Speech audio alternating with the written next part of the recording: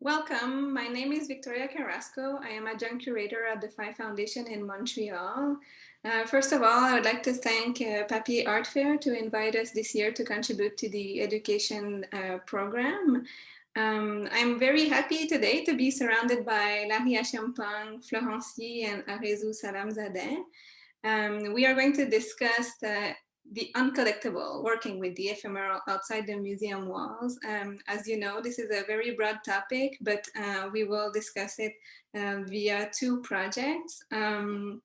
We will start with Achiampong, and we will discuss the Pan-African Flags for the RELIC Traveller's Alliance project, which is presented in conjunction right now to the exhibition that is presented at the Phi Foundation called RELIC Traveller, where you and I come from. We know that we are not here forever.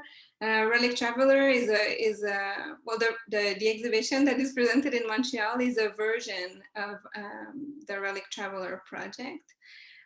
Then we will move to discuss with Florence and Arezu about the Chinatown Biennal project, which is an online project that has launched in 2021. At the end of the roundtable, we will welcome Amelia Wang Mercereau and Jamila Touré, who will be happy to ask us more questions about what we will present. So, as you know, I already mentioned that the roundtable is has a very broad topic.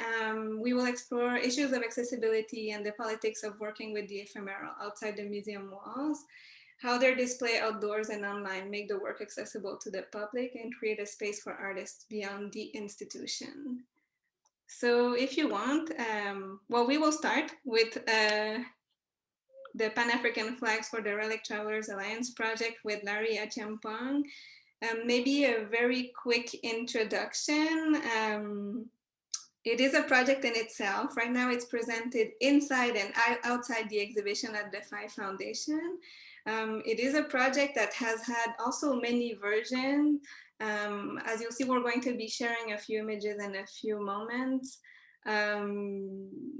It was initially presented as a flag project, or like they took the shape of real flags floating in the air. And for the version that we are presenting in Montreal, the project took the shape of a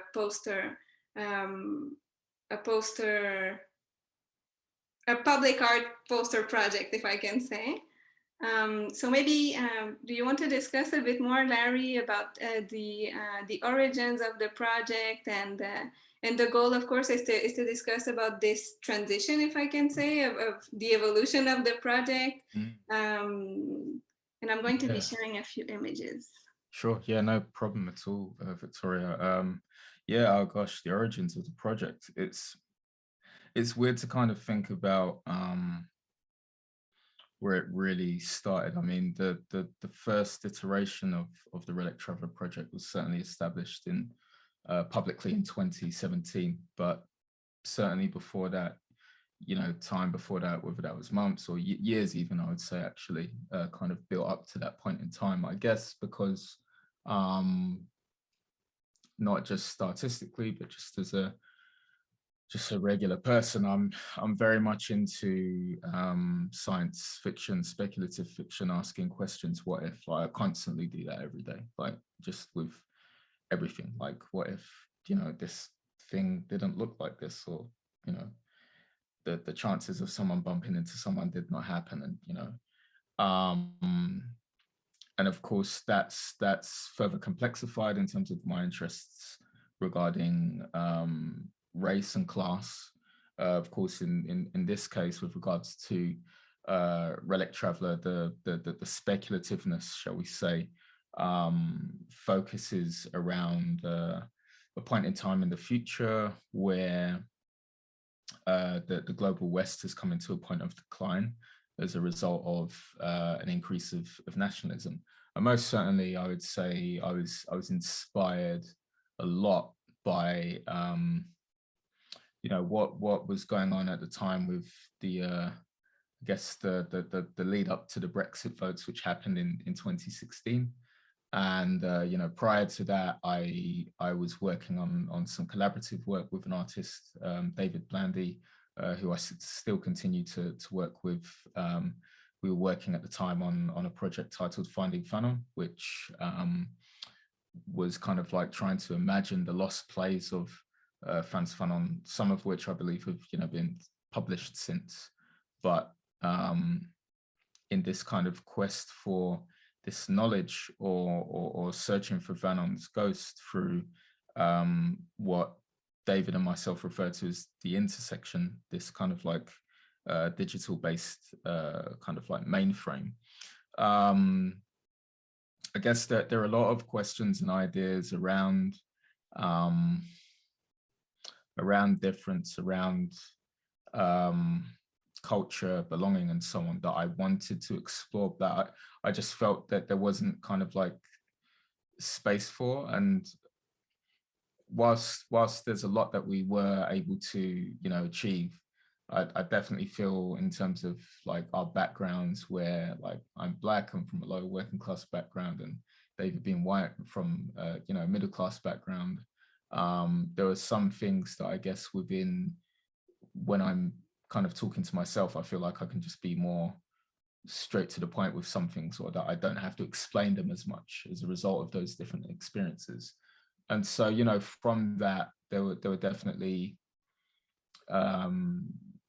conversations around the potential for Pan-Africanism to, I guess, like evolve out of that. And so, but how that happened for me, or about this kind of idea of a resurgence of Pan-Africanism, was through, in real life, the fact that the African Union have been working on a passport program for the last few years, that, if, you know, in its kind of successful phase, would allow Africans to travel amongst the 54 states with no problem. So, you know, by thinking about something as, you know, divisive as, you know, Brexit, and really the wave of nationalism that it inspired with, you know, I don't think it's mutually exclusive from Trump being voted, you know, 6 months or so later. I think all of that's connected, especially with, you know, the rise of nationalism in you know, Germany, France, Sweden, so many places. I kind of speculate within this project, well, you know, in continuing with these ideas that, you know, migrants are vermin or useless or what have you, that these nations, the Western nations, they would become relics, really, you know, by continuing to tell themselves lies about culture, about economics, and so on. So at this point in the future, the African Union also comes into a point of harmony, and also independence, and there are a range of programs that are put together in, I guess, kind of like approaching an understanding of the past as a way to kind of to try to heal in with regards to the future. So it's not kind of like built in a utopic kind of sense. It's really actually about understanding that which, you know, has been lost, which is why I, you know, use the reference Sankofa, or more specifically the term that I've coined using Sankofa, which is an Akan proverb, which means to go back and retrieve that which has been lost. Is really to think about time travel in terms of things that may have been lost culturally, and what have you. So, you know, the flags, they are very kind of like important symbolic element to the project, which feature within the films, but also kind of like beyond the full four, in terms of like large flags that have featured around the world, both, you know, nationally as well as, you know, internationally. Larry, so to talk a bit more about the project, because, you know, it's like, as well, as I tried to show in the images that were not all working, the project really evolved and exploded from, you know, being shown in a museum, for an example, and you've been showing these flags in the metro subway in London, for an example. You've been invited to show them, or also in Liverpool, they were really taking space. And I find that really amazing, because the experience we've had in Montreal was a bit more difficult. It was difficult for us to try to have more space, or to exhibit them really like flags, you know, like governmental flags. Or what we noticed in Montreal is that mostly government buildings, of course, have flags, or like hotels, or like banks, you know. At the same time, they're really not imposed, I find, somehow. You know, they're part of the Liverpool Biennale, for an example, and people will see them, but there's like a feeling, and that's a question that we'll have later too about both projects. There's like a sort of non-imposed idea behind them. Maybe I can just show a few. I'm going to share images right now of the project in Montreal, the way it is at the moment. So in Montreal, we did choose a few very specific neighborhoods that were not, we worked with a postering company, and it was very specific and clear to us that we didn't wanted this to become like a marketing campaign. It's a public art project, and I have to say it was a bit complex to navigate and within the systems, if I can say. And we chose neighborhoods that are not really downtown, that are more situated around downtown, but where there's a lot of immigration, if I can say. So, you know, Saint-Michel, Petite Bourgogne, close to Jean Talon, etc. And we discussed about the project a little bit, Larry, and we were talking about the impressions of the public, of passers-by, and maybe I'd like to talk about that, about the different versions that you've had, and how, like, how do you navigate that viewer's experience, you know, in the metro or outside, or Oh gosh, I mean, you know, so yeah, I guess I didn't kind of point out, obviously, that Relic Traveller is represented through a range of media, as you've pointed out, Victoria. You know, that there are the flags, there are films, there are 5 films that exist. You know, the use of sound, the use of prose, performance, music in a sense as well. That for me, I guess, really at the heart of it was really about like world building. You know, like I love to, for me, like making art is like building new worlds or planets and so on. And the thing that I knew I wanted to try to do with Relic Traveller was that it was going to take a lot of time. You know, I wanted to make like a feature length. I wanted to make like something really, really amazing. Also, just for Black kids to be able to look up to as well, kids of color. You know, to really try to bend the gaze that is usually from, you know, like a white driven perspective. And just try out some ideas that I felt I hadn't really seen before, or that I'd been inspired by, but I felt I could kind of like, you know, put my own kind of, I guess, spin on that. So how, you know, the flags kind of like make their way is through the films. You know, initially they're supposed to be part of like an emblem for the Relic Travelers. And Relic Travelers, essentially people who are sent outside of the African Union in order to pick up vocal testimonies that have been left behind in the past. These vocal testimonies are important because they become helpful to the African Union in governing a future that is written from a bottom-up perspective, not typically kind of like known or previously Western known kind of like top-down perspective. So this understanding of dealing with multiple truths and really trying to heal in spite of the fact that there are many truths that, you know, would have been erased, unfortunately, due to all kinds of different reasons. You know, not everyone within this kind of like idea would have like recorded vocal testimonies, for example. So yeah, like I said, you know, world building for me is really, you know, a big deal. But like in terms of the creation of, you know, the flags in the first place, it was really, you know, back in 2017, an opportunity with Somerset House, which is based in London, where I used to be a resident. I had a residency there, where I was invited to create a flag that would stand on top of their building. And, you know, if you know of Somerset House, or, you know, Whitehall, that area of London, you know, uber colonial, like nothing but Union Jacks and, you know, St. George's flags and all these other Western European, you know, flags and things like that. And it's the very first time for me in terms in my practice to kind of like consider the idea of creating a flag.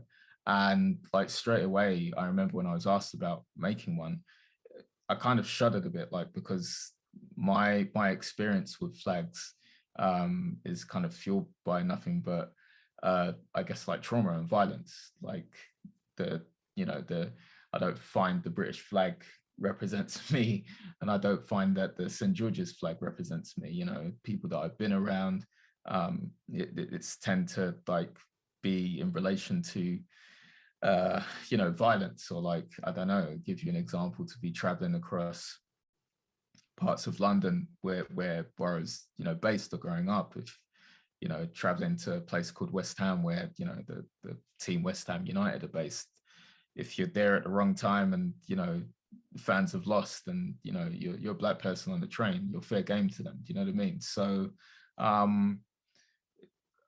my intention was certainly not to go and create another flag that simply, you know, celebrates this kind of thing, or is charged in that kind of direction. It was really to think about the idea of creating messages, creating beacons that people can feel connected to, and they can create and draw their own connections with that. You know, you start off with an idea, or a simple phrase, or what have you. You know, for example, this is like one of the first Pan-African flags within the first series, the Ascension flag. So of course the idea is you have like the form of a figure that looks like they're in flight, and of course like kind of like they're encloaked, or with the 54 stars relating to the other nations. And but at the same time, the use of red in relation to struggle is very important in understanding, in trying to, you know, move.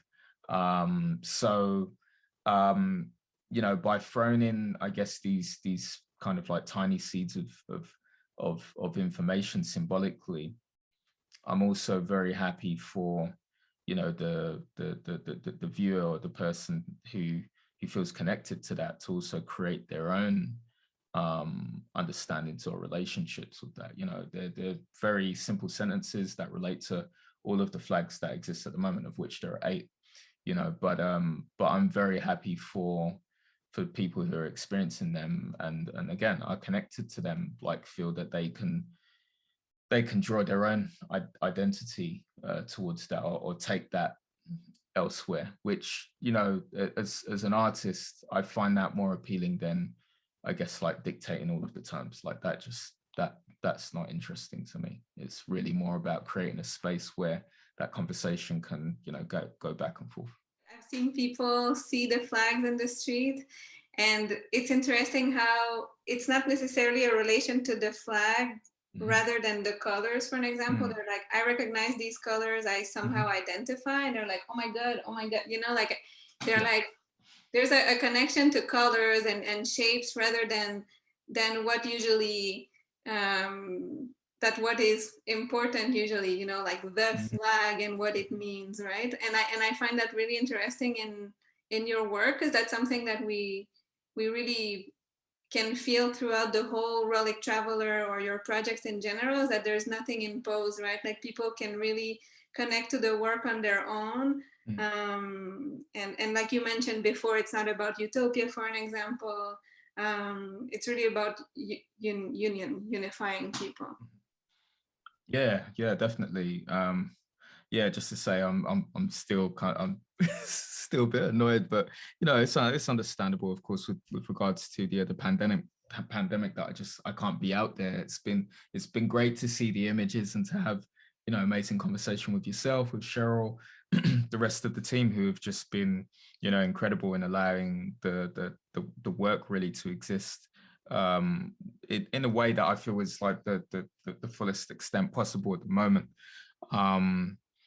And you know, again, just to see, I mean, I don't go, I'm not on Instagram as much like these days, but to see when I do check in, when people are kind of like responding in such a way where, you know, I don't know anybody out there, but like seeing those responses and like you say, responding to the colors, to the histories that connect with that, and in ways where people place themselves is just incredible. And again, it was only all of these ideas, is with, you know, the hope that that might happen. I knew when I created the very first, you know, flag that stood on Somerset House, I wanted to create a beacon because I knew I hadn't seen something like that on the skyline before.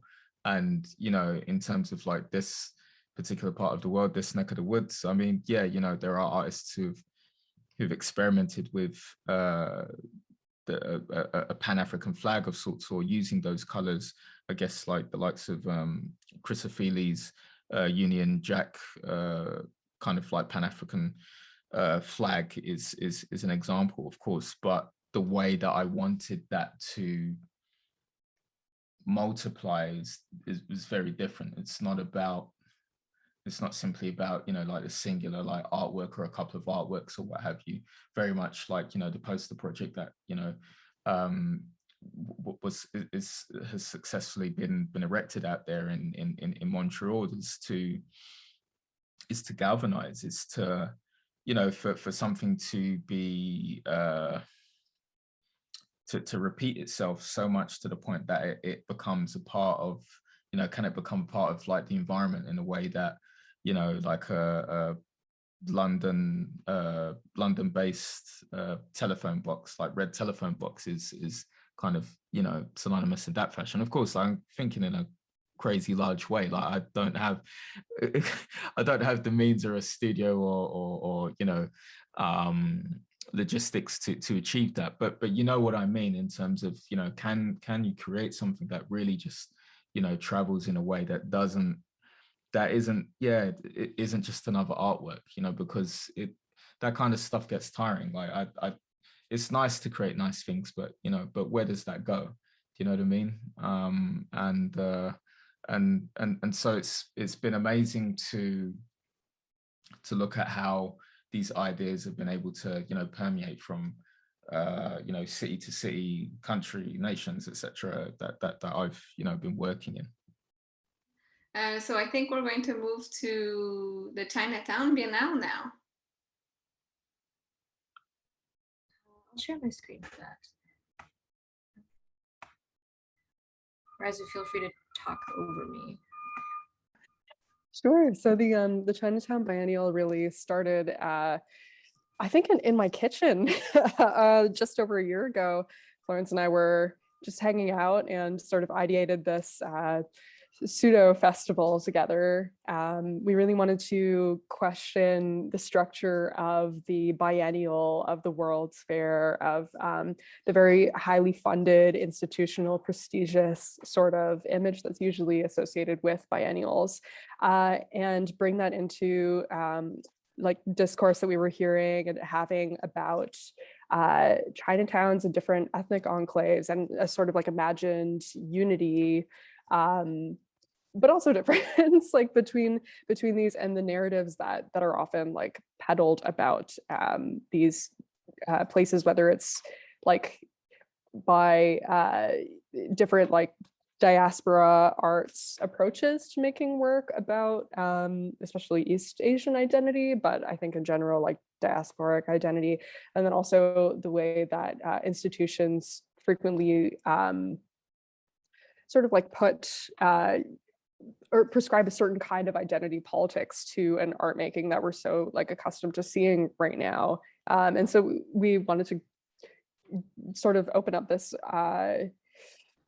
opportunity for different narratives to be brought forward.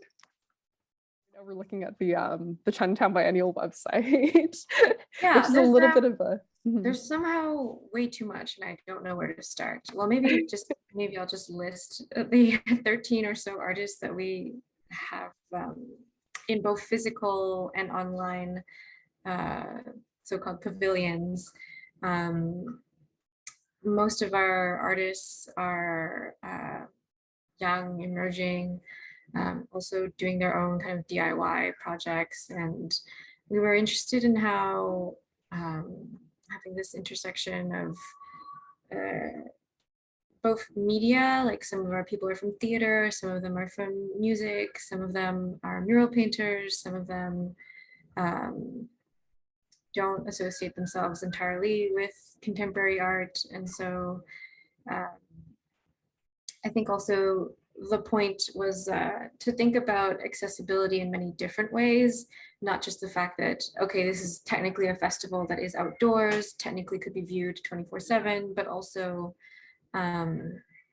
a festival that can go into many different media, because accessibility is often contradictory. Like, to have it be accessible in one way can make it less accessible for someone in a different way. And so I think just having this multitude of different formats has really helped us. And we're still in the process of making like text written like catalog about everything so that it doesn't only exist online. And also thinking about how the making and curatorial design of such a festival can be made a little bit more sustainable.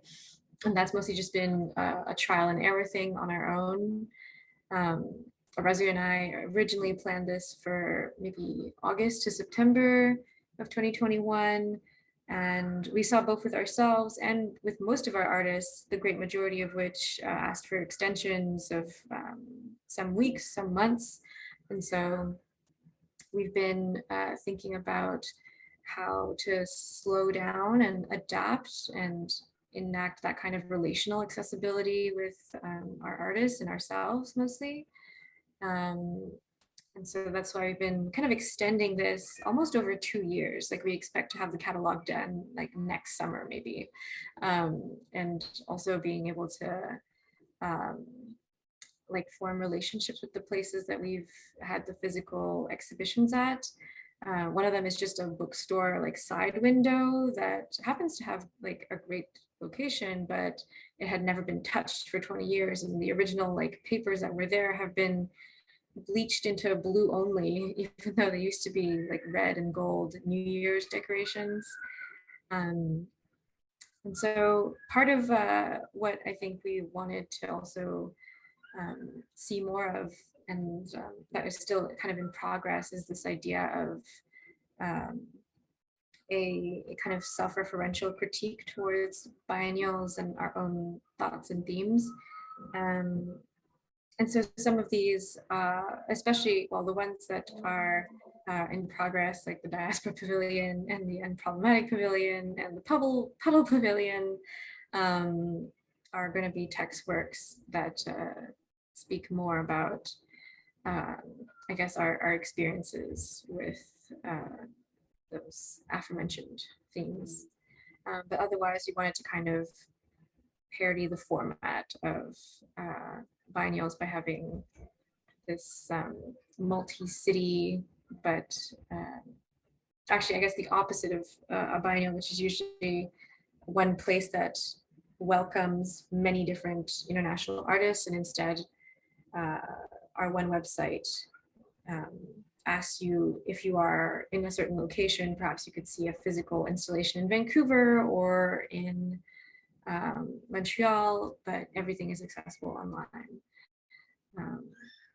And we really see that like that flexibility of both like geographical location, and also our working relationships with our artists and sort of DIY nature between the two of us, between artists setting up in their own cities, whether it's in Edmonton or Vancouver, Montreal, or here in Toronto, as also being like a refusal of an institutional working process, or a typical professional institutional working process as well, or a typical biennial.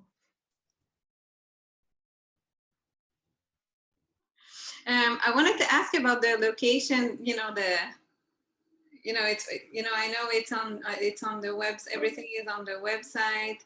And I was just wondering about, of course, Chinatown Biennal name, and how, if you ever planned, you probably had a few pieces here and there in different Chinatowns of different cities.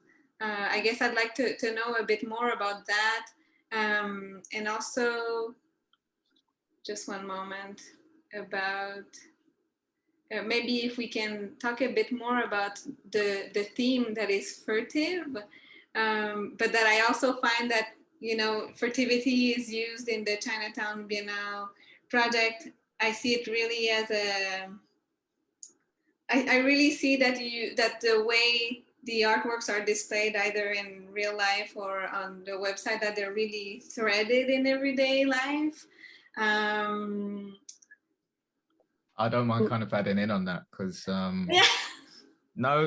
because I feel like we were thinking perhaps the same question somehow, through telekinesis or what have you. But there's something in terms of, especially what the website brings, this ability of these ideas to not simply just be represented in, typical neo capitalist kind of like large objects and things like that. Like, it's really, there's there's a space for multitudes and difference. Was that always the idea in the first place, or was that something that kind of like just grew from the seed of a simple idea? If you could perhaps expand on that. I think for both of us, it was sort of a perfect marriage of circumstances, being ideating this in the middle of a pandemic and not being able to gather large amounts of people into one place for larger, very sort of like imposing art events or installations, but also working with the locale of Chinatowns. I think both Florence and I have very much a sensitivity to and an aversion to works that could be co-opted into like an art washing agenda, just because these areas are so sensitive to gentrification, and we're looking at narratives that are so much so working in opposition to gentrification. It was very important to us to be able to conceptualize the biennial around being aware of those social and geographical and historical and economic dynamics. Yeah, no, I just find it quite incredible, really, where, and I'm sure, with some more of the questions that we asked to come, how it's just really exciting in the way that it's galvanizing, energy from various incredible practices and approaches and questions, and re-questioning, these histories of, biennial or pavilions and things like that, which, I've had the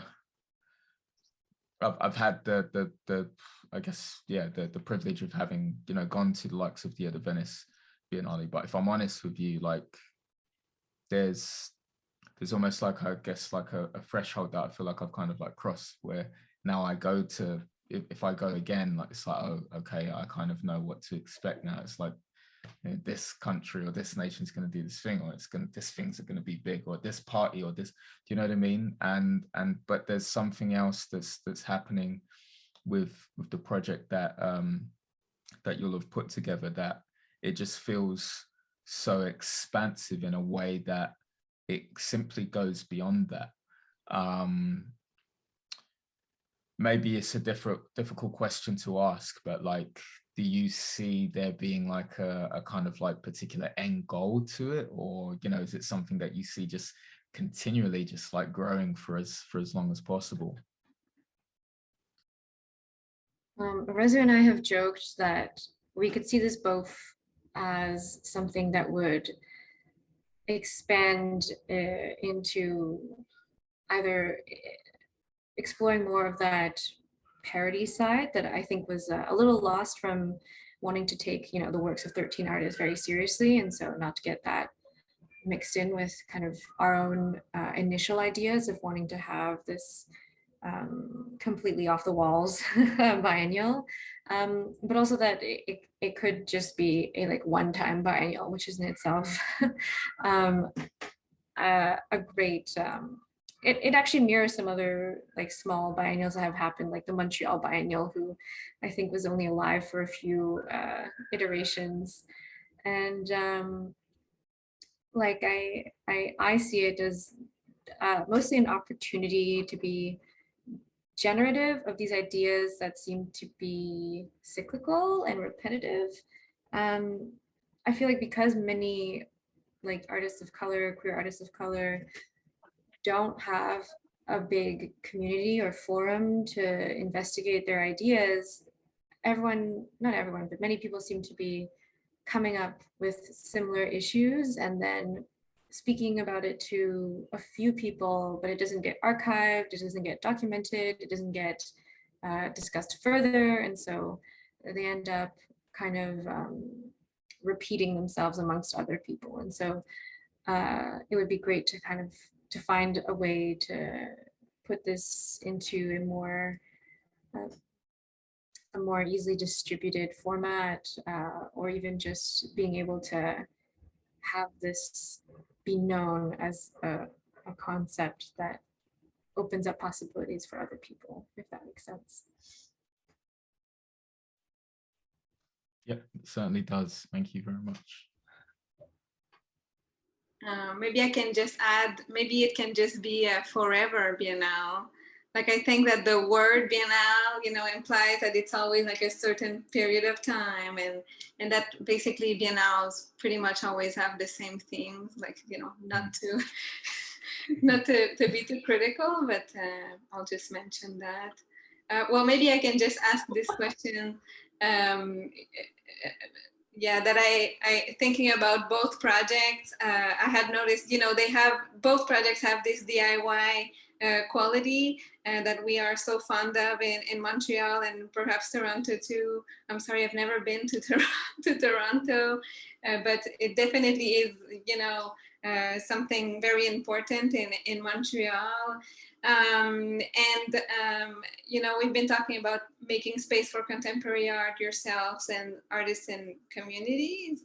Maybe this question to relate about a bit institutional critique, if I can say, you know, we've been noticing that in the past years, discourses around inclusivity have become very present, but it doesn't look like opportunities are actually increasing, especially in institutions. And I'd like to know, how do you see these projects actually in, you know, in these times right now? And yeah, well, we've discussed about this a bit earlier too, but that there's a certain utopia somehow in these projects of union, of unification, of uniting people. But there's also a non-imposition quality that we've been noticing. You know, of course, we discussed with Larry about that too. And I was noticing that perhaps that makes these projects stronger somehow to encounter than to see them in you know, institutions as staged events. Yeah, again, I feel like this kind of connects for me to the larger practice as a whole, and definitely based on my background. You know, like I said, coming from a background where I experienced poverty and like class-wise, I didn't go to, you know, galleries out here till I was, yeah, technically an adult. You know, in terms of my career and the projects that I've worked on with institutions, I'm hella aware that there are folk from similar backgrounds to myself that not only won't set foot within, you know, these organizations, buildings and whatnot, but are continually excluded. And really, for me, is the reason from the get-go, actually, when I finished my MA back in 2008, that I wanted to explore ways that my work could just exist beyond white walls and grey floors. It's why I started to explore utilizing sound, you know, placing those audio works online, creating works that could exist in the forms of like vinyls at like a cheap cost price, that kind of thing. Because, and again, it's me kind of like vouching for the experience out here in the UK, that communities tend to just be gaslit. They get used and, you know, and then just chucked to the side, and then, you know, the big money folk will come in and erect their buildings, and people get pushed out of the city, and it just happens again and again. So, you know, in terms of like even my approach to actually making, everything is mostly very like DIY in approach, you know, even like building and making films. Like I taught myself. I didn't go to, you know, I mean, yeah, I went to art school, but I didn't go to film school to learn that. I didn't go to music making school, whatnot, to make music. You know, I did the bedroom production thing, you know, growing up in East London mostly, you know, where garage and grime, you know, really kind of like, you know, is its birthplace of sorts. You know, I was around people who were doing incredible things with very little, and it's always been the approach for me. Just a moment ago, yesterday night, you know, the winner of the Drama Award was announced, and it was great to be nominated for the Drama Award this year, which is, for those of you who may not know, is an award which, I guess in the spirit of celebrated British filmmaker Derek Jarman, is about like nominating artists who take, you know, risks with what they do. And I guess for me, where the risk is in my work is the fact that, yeah, it's built from just learning things as I go along, you know, hundreds of thousands of hours like spent on YouTube learning how to do things, or just like reading little books or hearing from other people about, you know, their approach to working with audio production or what have you. It's, you know, I just get bored with the typical kind of like arty-farty vibes of things, of like of I don't know, just discussing things to the point that it just gets boring beyond even, should we even bother discussing this anymore? Versus, well, you know, there are people who have feelings that just don't get considered. But also, how does the work just actually exist beyond these spaces? And that's, I feel like, a constant job for me personally as a practitioner. I definitely feel that way when you know, looking at the work of, you know, Arezu and Florence. Yeah, I think that DIY aspect is also much more able to fit in with the rest of a built environment, especially in like some of our projects where we're also in the middle of one of Camille Turner's projects is called Black Grange, that is kind of a Afrofuturist walking tour across Chinatown, which overlaps with Black Grange. And we translated it into traditional Chinese, actually simplified Chinese and Vietnamese. And we wanted to make some brochures of it so that we could just drop them at any like community center and leave them there. And we wouldn't know how people engage with them, but it's like, we don't have a specific metric of like how to engage people. And I think that's one of the maybe sore points of like institutions who try to engage with communities. There's always this like metric that you're supposed to hit for this supposed success. And like so much of that is ignoring also this kind of, I think one of the most engaged like online events we had was because we promoted it through like Facebook groups of like elder Chinese people who just want like recipes, and we got a great like premiere viewing of Hoopa Productions film series about being teenagers in the 1940s Chinatown of Toronto. And so I think there's just so much about this surveillance in the White Cube Gallery that is slightly more taken off when it kind of has a relationship to what space it lives in. So that's one thing, but I mean, there's a lot of questions within your question. I know they're very broad. They're very broad. Arezu? Yeah, I think like also, I'm so glad you brought up surveillance. I think that also from a conceptual standpoint, like the sort of ideologies or outlooks on identity that are frequently enforced by institutions, it sort of feels like there are a lot of opportunities in Toronto for young artists in the whatever diaspora to be participating in institutions, but through a very specific lens. And there's an incredible, I can only speak to being Chinese diaspora, but there's an incredible irony in looking at like, you know, early 1900s San Francisco Chinatown and the sort of self-orientalization that had to happen for folks to be able to be safe in that community. And then to see now a sort of singular narrative of Chineseness or expected sort of aesthetic look that is frequently like favored by institutions, like these narratives that are frequently favored, it's kind of reenacting that same violence. And so that like multiplicity is really available to us through DIY, through not having to be bound to like the same structures of institutional funding or visibility and output. Thank you so much. Maybe my last question to you both before we move to having questions from Jamila and Amelia would be about archiving immateriality, both in the presentation of the projects, but also behind the projects, if I can say. So like Florence did mention, you know, how are we going to preserve in some way the biennial, and you know, there's this materiality of a publication, etc. And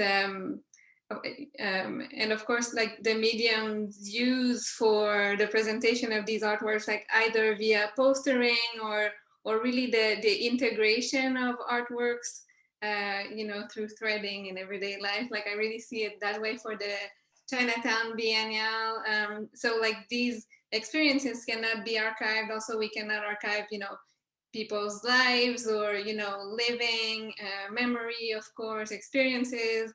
And so I'm wondering about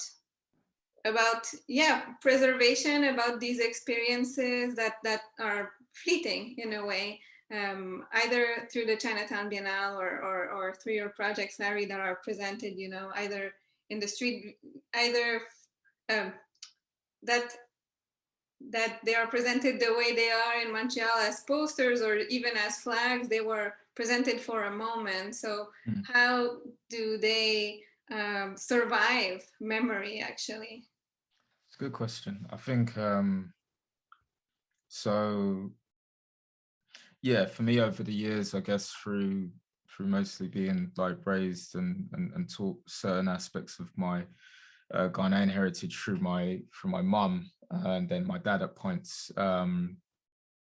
I definitely, as a practitioner, align what I do with the heritage of that of a griot. So a griot, especially within various West African traditions, essentially is a traveler who tells or gives information. That's through a range of art forms, whether that's through song, through words, and hands those stories to you know, communities so that they will hold on to them, and maybe they'll hand those on as well. You know, legacy is such a big deal to what I do. I don't don't want to live forever. Like, I think, you know, capitalism kind of creates this idea that, you know, you purchase something, you have it forever, and, you know, but you don't. Like, you have it until the thing breaks or until you die. Like, you don't have it after that. So to me, it's more important about what you do with that thing in terms of sharing and conversating with one another. It's why, you know, the flag doesn't exist as like a whole load of, like, I don't know, like t-shirts at Uniqlo or whatnot. It just, you know what I mean? Like, it's not, that's not the point of what the symbols are within that. And, you know, like, if it does kind of enter a particular popular type of like form, then there has to be another angle to it that serves people. You know, it's the same way that when I created some of my first audio works or beat tapes and things like that, it's not about trying to get it into HMV, or I don't know what your equivalent would be in Canada or the States, or, you know, get it in some kind of like music stores, but it's really about being able to share those messages. And again, like, you know, it's been amazing kind of like growing up at a indeed, RIP, big time. It's on its last legs out here. You know, again, just looking at ways that people are engaging, where they're sharing information. Fortunately, I was kind of like finishing, I guess, my MA at a point in time where, you know, like, information of like books and journals began being shared much more online. And for me, that was really exciting, because there were so many books at a point in time that was so expensive, you just couldn't get your hands on them, right? So I definitely see the bigger promise of trying to bring that energy of whatever it is that I have as a griot, or many others, you know, yourselves as well, whom we've shared like great conversation today, and where that's left for others to pick that up, to carry that on, to move that into, you know, other dimensions. That's what it's all about, as far as I'm concerned, as a practitioner. Yeah, I would echo that part about the archive of lived experience is built through relationships. And I think that was also one of the main points of why we wanted to have no artists, well, of course, for pandemic reasons, not fly out, but also just that the way that international art fairs tend to like consume so much by traveling and by kind of sending a lot of heavy work here and there, is instead this deepening relationships with where you already are, and with like the community that you have responsibilities to, and having this, I hope would be this kind of long-term relationship of Arezu and I checking in after many months with different people, and so seeing how an idea may evolve. And the nice thing too is that a lot of the folks who work with us decided to make their installations like site specific, and knowing what kind of like sensibilities should there be for a specific place. For example, we are collaborating with the Otitsi collective in Edmonton, Alberta. And part of this garden plot they have is right up against a Chinese United Church. And they wanted to put a mural there, and this kind of negotiation that had to happen about the imagery and like what kind of message it would have.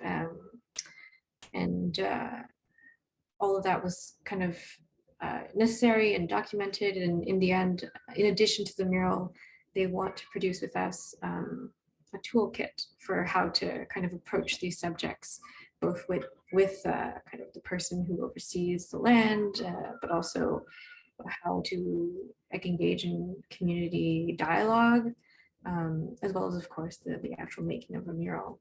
And so, yeah, there's, I think a lot of personal small moments to be archived that way. I just want to put out there that I would absolutely buy a flag shirt at Uniqlo, though. But I think that totally hits the nail on the head. That's why we're not doing like Chinatown Biennial like tote bags, for example. But just to also echo what Florence said, like I think there are so many moments that even we haven't been able to archive within ourselves because of the spread out geographic nature of the project that we've done. Like we wish that we could have gone out to Edmonton to see the creation of this mural, but like so many little moments that have happened, encounters between like artists and place and shopkeepers and passersby in like different installations that have happened that like we haven't even been able to experience. And so there's so much that's also unarchivable, and we really embrace that. Thank you so much. I really appreciate, I really find beautiful your answers, you know, that basically the projects can survive through exchange and people and relations. Yeah, thank you so much. I think it's beautiful. Well, we're going to welcome now Amelia Wang Mercereau and Jamila Touré, who are two colleagues of mine, to ask us a few questions about the project. A lot of people say that you can't dismantle the master's house with the master's tools. However, I've seen in your work that there's almost kind of a deliberate use of the master's tools. You're using this flag emblem. You're working with the idea of a union, of these like governmental structures, and with the understanding that, of course, again, living where we are, we have to use the language that we have to do things in English as opposed to an indigenous language. We have to speak in the language of colonizers in order to make art in a colonized state. With the understanding that limitations can be generative, how do you find yourself interrogating those limitations in your work? Yeah, no, that's a really good one.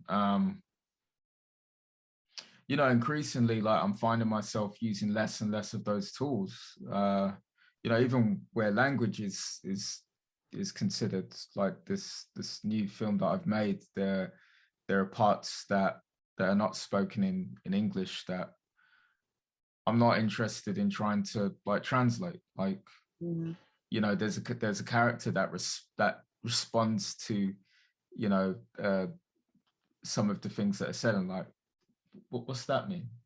And that's important because yeah, there is only so far that the English language can carry. And one of the things I guess I find is being like bilingual or having, you know, being someone who understands Tree, that there are definitely limitations to what English can do for me. When I'm talking with people, sometimes there's stuff that I say and it's like just the sound of the thing in English just doesn't make sense. Like it just doesn't work. And like I try to say, like, you know, like you understand that, right? And they're like, no, I don't get it. Like, because for them, you know what I mean? And so it's weird. It places me in this kind of like void of sorts of, well, there's nothing in the English language that allows me to kind of like explain that particular feeling or that nuance. And it doesn't frighten me. It kind of, it pulls me in. It entices me more to kind of want to work with that. And you know, whilst I do feel sad about you know, being pushed out, priced out of Bethnal Green, again, I'm just going to be honest, this place never really wanted me, you know, so I'm doing what it is that I can. I'm doing what it is that I can for my family, for my kids. But I have dreams that go beyond this place. I don't, like, you know, my mum and dad, they came here through struggle, and you know, there was a lot of, you know, turmoil and civil unrest at the time where they left Ghana. But it's quite, funny how at this point in my adulthood, you know, you have Brexit, which is deadly serious. You know, they fought and they struggled, like stupid amounts of jobs, this, all of that, and yet you have all of this, right? So, you know, I don't necessarily feel like I owe this country anything. I feel like I owe people, definitely, but I don't owe what that nationalized kind of aspect of things stands for. But yeah, will I take certain things and chop them up or remix them, or, you know, very much in a way that many predecessors have done, whether that's likes of you know, Nkrumah through to Patrice Lumumba, all of these movements from the past, and try to dream of new points in time, or try to consider, you know, realities that haven't been considered. Yeah, I'm definitely going to do that. And also as well, like, I'm just the stubborn one in terms of my siblings. I'm the middle child or third born, and, you know, my culture, like, that means that you're the one who creates trouble, which I think I probably have. But again, I welcome that. I welcome that. It's all I can do. So yeah.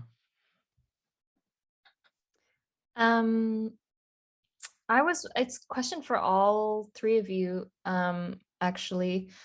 I'm wondering about how all of you go about getting feedback or getting reception from your audiences for projects like these, which you know, are taking place in places where you might not be. So in cities or countries that are far from you, and when there are projects that are open to the public like this, whether it's some posters or flags or events or murals, especially, I mean, and we've been talking about social media a bit too. So if you know, maybe that's a key tool for getting feedback and reception. But I'm just wondering also, when it comes to specific audiences, that artists like all of you might be trying to target, who might not be audiences using social media. So if we think about Chinatowns, for example, you know, projects like art projects that might take place in Chinatowns across North America, a lot of audience in those places might be elders. And so they might not necessarily hop on it. I'm just trying to think about, how all of you go about maybe like hearing from folks. And also I'd be curious to hear from all of you about what you have heard in terms of reception from folks, feedback about the projects that you have launched recently. Yeah, so I think the key for us has been a diversity of platforms. Some of them, for example, the one we haven't mentioned is that we have 2 physical locations, and one of them, Whippersnapper Gallery, is just kind of like a vitrine, and it doesn't look like a gallery at all. More so just like it's like a 10 by 10 box on the edge of Chinatown. And so that has, and we put works that kind of look like they would just be inside a, like a shop of souvenirs in some way. Annie Chen's work, she had been asked by her father to catalog his actual Chinese art collection, but she had felt kind of insecure about the, I guess, knowledge that it would take for her to catalog and describe and take care of these objects. So instead, what she decided to do in the meantime, while maybe learning these things, was to make soft copy versions of them into stuffed toys. And so one of those was put into a Whippersnapper Gallery. And one of the ways that Arezu and I wanted to get feedback was that we would have office hours there once a week. And we would just kind of open the door, stick a chair in it so that it would be like kept open, and just we mostly did just like work and talk to each other while other people came in. I think there were a couple elderly folks who some came in mostly like recognizing, oh, this is a thing that is old but is made new, and I like that. People should think about this more. And that's sometimes the engagement we get. Other times people stop and ask questions for 10-15 minutes. Other people go check out our website. And so I think it's an amalgamation of this kind of in person that we've been able to do at the tail end of September and October. Some social media things, some like Zoom panel discussions that we targeted specifically, like other like family members, and what else have we done? Also relying on the people within their own locales to kind of report back to us, and we leave it up to them kind of how they're most comfortable in engaging with local communities. And sometimes like that's also giving local communities, for me, I think the agency to just not engage. Like sometimes it feels like there's too much. Chinatowns, I think in the last few years have gotten a lot of public artwork, and sometimes like not the most interesting ones. And so I could see how there's this maybe like overload, and I think that's why we've decided to go with this furtiveness and kind of work that just might blend in with a typical tourist brochure.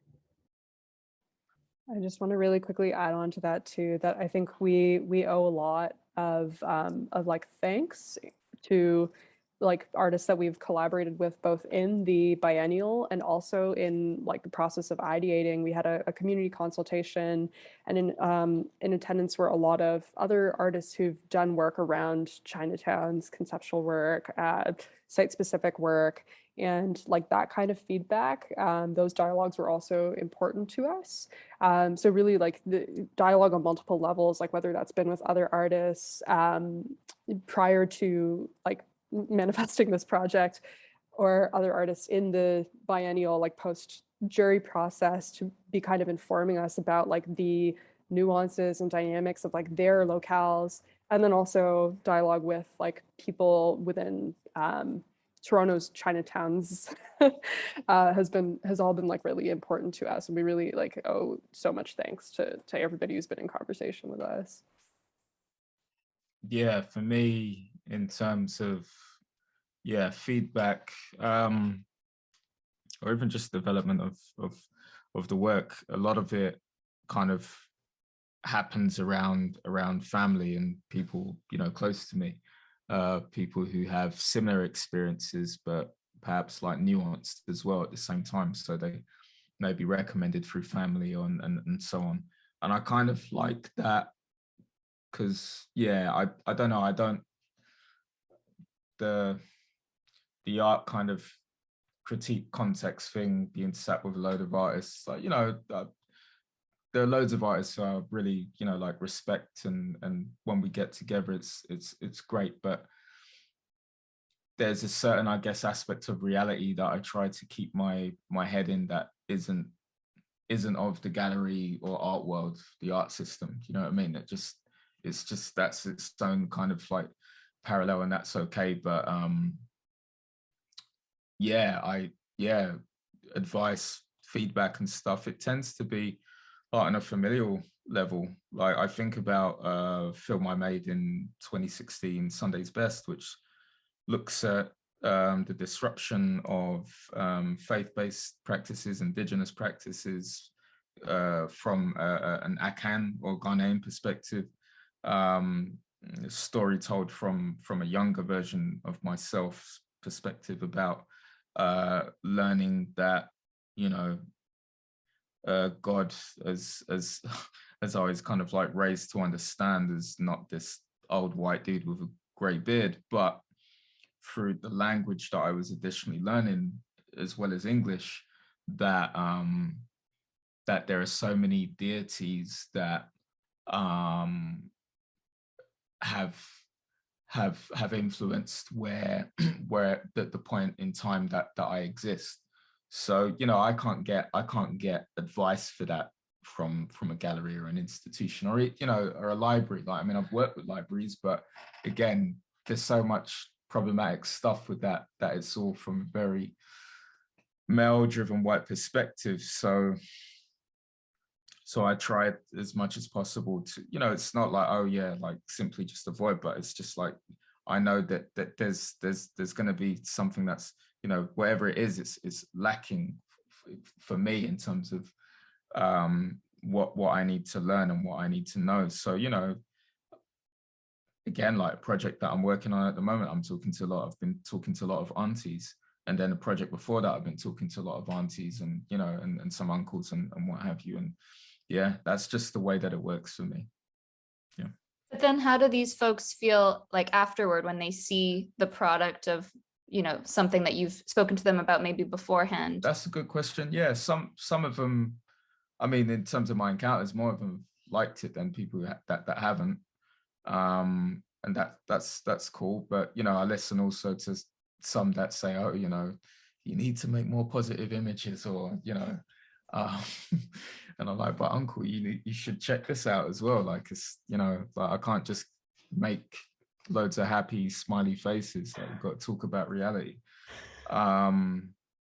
So that's been great. But like, I think especially just the fact that there are just like responses in general to me is the important thing, that I'm not like leaving them behind, that they feel connected.